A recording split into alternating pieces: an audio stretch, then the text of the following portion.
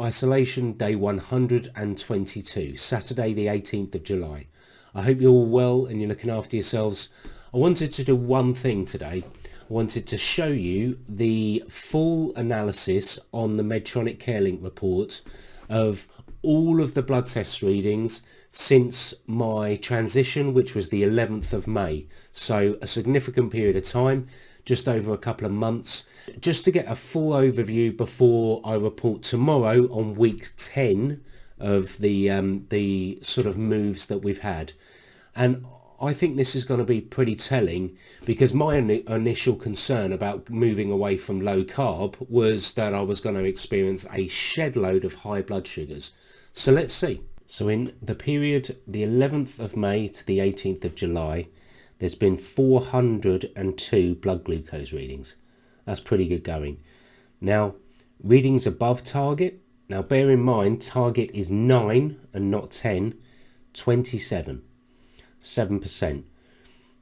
I don't think that's that bad, you know. I don't think that's that bad at all.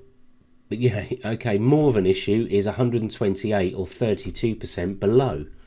But overall, considering I was really concerned with eating so many carbs, you know, average daily carbs 174. I don't really know what the plus or minus 60 means, but 174, that in comparison to 30 to perhaps 50, maybe 60, maybe 70 on a big day, carb-wise, that's significantly more.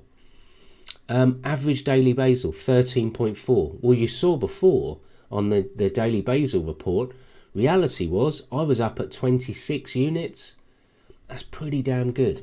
And you can see these averages and how many times blood glucose has been taken, even at 1, 2, 3, 4, 5, 6 o'clock in the morning. Still taking blood sugars, granted not quite so often as in the day, but look at those average blood glucose readings. It's all well and good for the HbA1c, but reality is too many lows and not too many highs, you know. I really don't think that's too many highs, considering, you know, the transition that I've had. And some of these are really unusual, and some of these are due to the dawn phenomenon, which we've deciphered, and some of them are just unknown.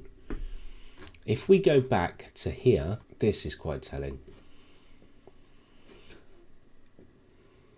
3 hyperglycemic episodes, 2 due to basal rate increases, 1 due to bolus wizard override, and 1 overcorrection of hyperglycemia. But look at that. That's it. 3 episodes. 29 hypoglycemic episodes, which is less than 3.9. Okay. Again, do I think that's horrendous? Not really.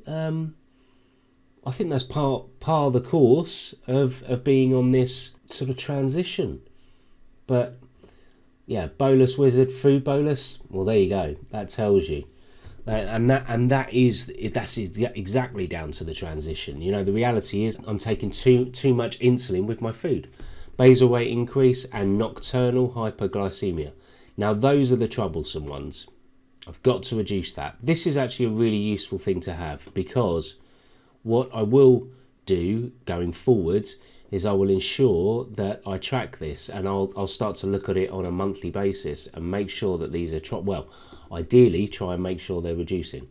For those of you that were or are like me and are concerned about your blood sugar spiking at all hours and just not being able to keep control of it in any way, shape or form, reality is that I have more problems with blood sugars going low than blood sugars going high. Is it rare for blood sugars to go high? Yes, and I think I've just shown that. Does it happen? Yes, but it happens in all of our lives. You know, whether you are on a standard Western diet, whether you are ketogenic, and the fact is that your insulin sensitivity is not very good and your insulin resistance is very, very high. Therefore, it happens no matter what you eat. Every one of us gets blood sugar spikes, and if you don't, I'll be very, very surprised. Listen, if any of you have any comments or you've got any views about or any questions, please leave them below and just let me know, okay? And I really do hope that was of value to you and anyone that is considering this kind of a step in their diabetes care or management. I will catch up with you all tomorrow, okay? Take care.